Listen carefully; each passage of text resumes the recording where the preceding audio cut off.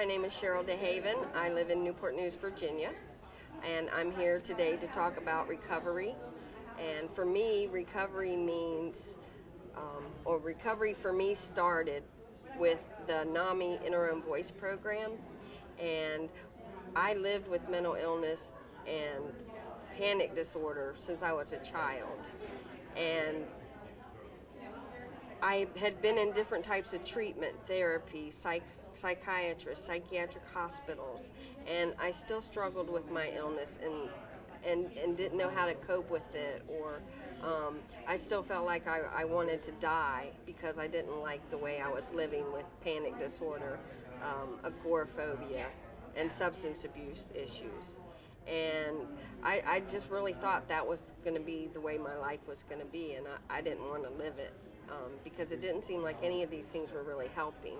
And then one day I went to a therapy session, and I saw a sign on the wall asking if you're in recovery, do you want to tell your story, and about the Interim Voice Program. And that was the turning point for me in my recovery. I never knew that recovery was possible until I went through this 2-day training that educated me that mental illness is a physical illness like any other illness, that there's hope for recovery.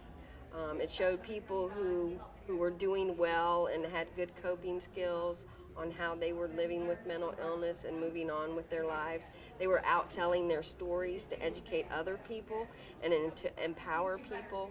And that was just a turning point for me, going through this experience of feeling like, wow, I can recover, there is hope.